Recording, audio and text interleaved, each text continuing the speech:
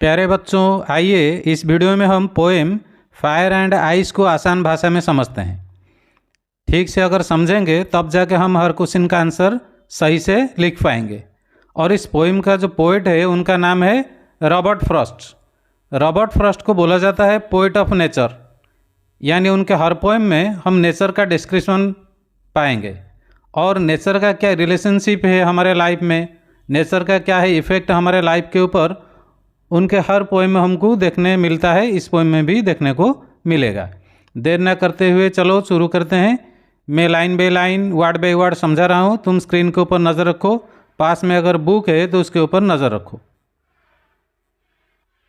लिखा है, some say the world will end in fire, some say in ice.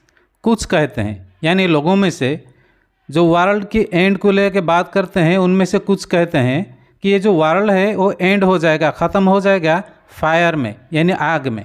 वो कैसे, आग से कैसे ख़त्म होगा? इसका दो रीज़न है। एक है ग्लोबल वार्मिंग, दूसरा है टेम्परेचर ऑफ द सन। जब सन का टेम्परेचर बढ़ जाएगा तब ये दुनिया आग से जल जाएगा। समर सीजन में ऐसे तो हम आग को झेल नहीं पाते हैं। अगर सूरज का टेम्परेचर कुछ बढ़ जाए तो ये दुनिया फना हो जाएगा फायर में।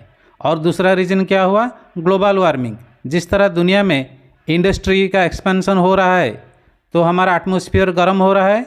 अगर गर्मी बहुत ज़्यादा बढ़ जाएगा इस फायर की वजह से दुनिया भी ख़त्म हो जाएगा। सेकंड लाइन क्या लिखा है देखो, सम से इन आइस। कुछ कहते हैं आइस में, यानी बर्फ़ में, यानी स्नो में भी दुनिया ख़त्म हो सकता है। वो कैसे?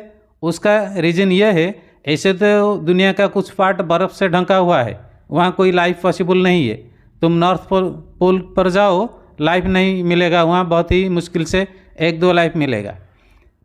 ठीक इसी तरह किसी वजह से अगर सूरज की टेम्परेचर थोड़ा कम हो जाए तो सारी दुनिया बर्फ़ बन जाएगी। ऐसी ही तो ये ज़्यादातर पार्ट बर्फ़ बन के है, और कुछ टेम्परेचर अगर सूरज का कम गया तो ये दुनिया बर्फ़ हो जाएगी। और ये हमारा जो ये दुनिया अभी है, ये इससे पहले एक एज चलता था, आइस एज दुनिया में। तो पोएट बोल रहे हैं कि कुछ बोलते हैं कि आइस से भी दुनिया ख़त्म हो सकता है। फिर आगे क्या लिखा है देखो, from what I have tested of desire. Poet बोल रहे हैं मैं जितना टेस्ट किया हूँ, यानी एक्सपीरियंस किया हूँ डिज़ायर को। डिज़ायर समझते हो?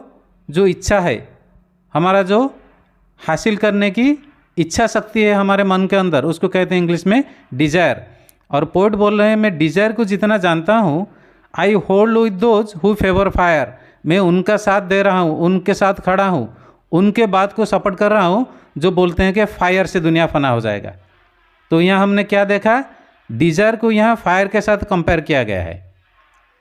यानी दुनिया में डिज़ायर अगर ज़्यादा बढ़ जाएगा तो इससे क्या होगा? डिज़ायर की वजह से इंसानों में नफ़रत और आखिर में वार शुरू हो जाएगा। तो इससे भी दुनिया ख़त्म हो सकता है डिज़ायर की वजह से। और यहाँ डिज़ायर मेटाफोर हुआ है किसके साथ? फायर के साथ। तो चलिए सेकंड स्टांजा समझते हैं। सेकंड स्टांजा में लिखा है, but if it had to perish twice.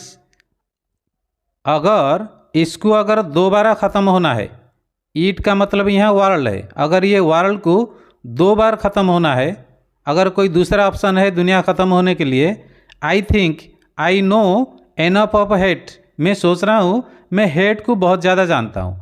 Hate समझते हो? नफ़रत, यानी घृणा करना एक दूसरे को।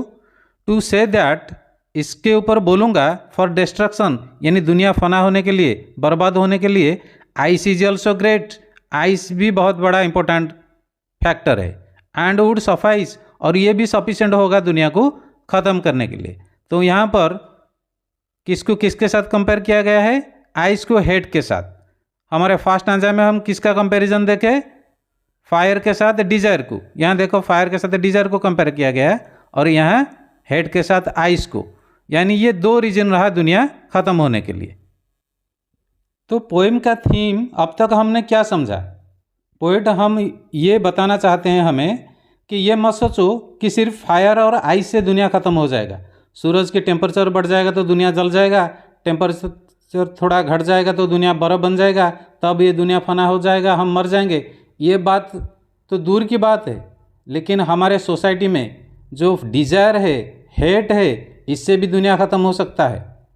तो इससे हमको अवेयर कर रहे हैं, वार्निंग दे रहे हैं, इंसान सुधर जाए, अपने डिज़ायर के लेवल को ज़्यादा नहीं बढ़ानी चाहिए और हेट की लेवल को ज़्यादा बढ़ानी नहीं चाहिए। इससे क्या होगा, दुनिया में वार शुरू होगा और वार से वर्ल्ड का एंड हो जाएगा। अब चलो पोएम में जो राइमिंग स्कीम है उसको देखते हैं। राइम स्कीम निकालने की जो पॉइंट है उसको पहले सुन लो। हर सेंटेंस की जो लास्ट वर्ड है उससे राइम स्कीम डिसाइड होता है और वो उस वर्ड की लास्ट लेटर से नहीं, लास्ट साउंड से डिसाइड होता है। तो चलिए शुरू करते हैं।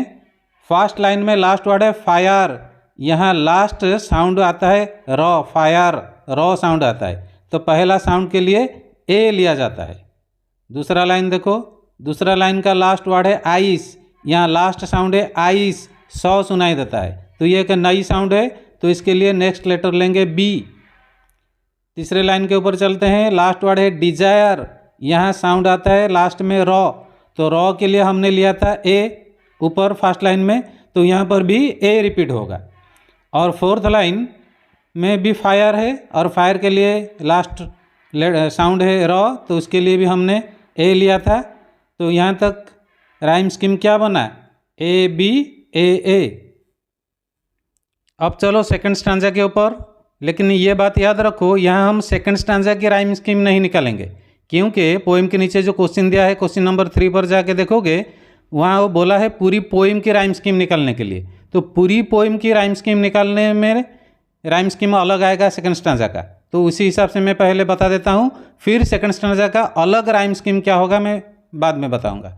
यहाँ पर देखो, फर्स्ट लाइन के लास्ट वर्ड है ट्वाइस, यहाँ आखिर में हमको साउंड मिल रहा है सौ, तो सौ के लिए हमने लिया था बी लिया था, यहाँ देखो आइस में बी लिया था, तो यहाँ ट्वाइस में भी बी लेंगे। नेक्स्ट लाइन में लास्ट वर्ड है हेट, लास्ट साउंड मिल रहा है टॉ, टॉ एक नई साउंड है हमारे लिए, तो इसके लिए हम लेंगे सी। फिर चलो थर्ड लाइन में, यहाँ है आइस, सौ के लिए हमने क्या लिया था, बी लिया था, तो यहाँ पर हो जाएगा बी, यहाँ तक हमारा हो गया बी सी बी। नेक्स्ट चलो फोर्थ लाइन में लास्ट लेटर है ग्रेट, ग्रेट के लिए टॉ मिलता है हमको, टॉ के लिए हमने क्या लिया था, सी लिया था, तो यहाँ होगा सी, तो यहाँ तक हो गया बी सी बी, भूल बोला बी सी बी सी। और लास्ट में है सफाइस, सफाइस सौ के लिए हमने क्या लिया था, बी लिया था, तो टोटल राइम स्कीम क्या निकला बी सी बी। ये हो गई पूरी पोएम की। ऊपर यानी पहला स्टांजा का हो गया ए बी ए और सेकंड स्टांजा का हो गया B C B. Second stanza की देखो, अगर ये स्टांजा एग्जाम में अलग करके पूछा तो इसका क्या होगा। फर्स्ट लाइन पढ़ो, लास्ट में वर्ड है ट्वाइस, यहाँ लास्ट साउंड मिल रहा है सौ, तो सौ के लिए हम क्या लेंगे, पहली बार ए लेंगे। सेकंड लाइन पर आ जाओ, यहाँ है हेट, लास्ट साउंड मिल रहा है टॉ, ये एक दूसरा साउंड है, तो दूसरा लेटर यानी नेक्स्ट लेटर होगा बी, तो ये होगा बी। थर्ड लाइन के लास्ट में आइस यानी सौ मिल रहा है, सौ के लिए हमने क्या लिया था, ए लिया था, तो यहाँ पर होगा ए। दूसरे लाइन यानी चौथा लाइन में लास्ट में है ग्रेट, टॉ सुनाई देता है, टॉ के लिए हमने क्या लिया था, बी लिया था, तो यहाँ होगा बी। और लास्ट लाइन की लास्ट वर्ड है सफाइस, यहाँ सौ मिल रहा है, सौ के लिए हमने ए लिया था, तो ये हो जाएगा ए। तो यहाँ तक क्या निकला राइम स्कीम, ए बी ए। अगर इस स्टांजा को अलग करके एग्जाम पूछेगा तो ऐसे ही निकलेगा, अगर पोएम के साथ यानी दोनों स्टांजा की पूछेगा तो जो मैं पहले बताया वो होगा। अब चलिए इस पोएम में क्या है पोएटिक डिवाइस यानी फिगर ऑफ स्पीच क्या है निकालते हैं। फर्स्ट स्टांजा को पढ़ते हैं। फर्स्ट स्टांजा को देखने से मालूम पड़ता है, तो यहाँ जो पहला पोएटिक डिवाइस है वो है एलिटरेशन। एलिटरेशन किसको कहते हैं समझते हैं, जब किसी लाइन में कम से कम दो वर्ड की फर्स्ट लेटर की प्रोनाउंसिएशन अगर कॉन्सोनेंट वाले मिलता है तो उसको कहते हैं एलिटरेशन। यहाँ देखो फर्स्ट लाइन में दो वर्ड हैं सॉम और से, यहाँ जो पहला प्रोनाउंसिएशन है सॉम का वो है सौ और से का भी फर्स्ट प्रोनाउंसिएशन है सौ, तो यहाँ कॉन्सोनेंट वाली प्रोनाउंसिएशन हमको मिलता है, तो इसको कहते हैं एलिटरेशन। दूसरा पोएटिक डिवाइस जो मिल रहा है यहाँ हमको वो है अनाफोरा। अनाफोरा किसको कहते हैं समझो, कोई वर्ड अगर दो लाइन की बिगिनिंग में रिपीट हो रहा है तो उसको कहते हैं अनाफोरा। फर्स्ट लाइन के बिगिनिंग वर्ड है सॉम, सेकंड लाइन के बिगिनिंग वर्ड है सॉम, इसका मतलब एक ही वर्ड 2 बार रिपीट हुआ है बिगिनिंग में, तो उसको कहते हैं अनाफोरा। तीसरा पोएटिक डिवाइस क्या दिखाई दे रहा है, देखो वो है आजोनांस। आजोनांस कहाँ पर है, देखो चौथा लाइन को अगर पढ़ोगे तो वहाँ है आजोनांस। लेकिन आजोनांस किसको कहते हैं पहले समझते हैं। कम से कम 2 वर्ड, 3-4 वर्ड हुआ तो अच्छी बात, लेकिन कम से कम 2 वर्ड के बीच में अगर हमको भावेल साउंड मिल रहा है तो उसको कहते हैं आजोनांस। ये देखो यहाँ है कि होल्ड, बीच में ओ सुनाई देता है। दूसरा वर्ड है दोज, उसके बीच में ओ सुनाई देता है, ये एक भावेल साउंड है। और एक वर्ड है फेबोर, ये फेबोर के बीच में हमको ओ साउंड यानी भावेल साउंड सुनाई दे रहा है। यानी मिनिमम 3 वर्ड में हमको बीच में यानी वर्ड के बीच में हमको भावेल साउंड मिल रहा है, तो इसको कहते हैं पोएटिक डिवाइस आजोनांस। और एक चौथा पोएटिक डिवाइस भी है, वो है एंजाममेंट। एंजाममेंट किसको कहते हैं, अगर कोई सेंटेंस एक लाइन में कंप्लीट नहीं होके यानी उस लाइन के आखिर में फुल स्टॉप कमा नहीं लग के वो सेंटेंस दूसरे लाइन में कंटिन्यू कर रहा है, यानी पहली वाली लाइन में कोई फुल स्टॉप कमा नहीं लगा है, नेक्स्ट लाइन में सेंटेंस कंटिन्यू कर रहा है, तो इसको कहते हैं एंजाममेंट। यहाँ देखो फर्स्ट लाइन के लास्ट में फायर है और वहाँ पर कोई कमा फुल स्टॉप नहीं है और वो सेंटेंस कंटिन्यू कर रहा है। सेकेंड लाइन की लास्ट में फुल स्टॉप लगा है, तो ये हो गया एक एंजाममेंट। दूसरा एंजाममेंट देख लो, थर्ड लाइन के लास्ट में डिजायर है, लास्ट में कहीं फुल स्टॉप कमा नहीं लगा है, वो सेंटेंस कंटिन्यू कर रहा है। फोर्थ लाइन के लास्ट में जाके क्या है, फुल स्टॉप लगा है, तो इसको कहते हैं एंजाममेंट।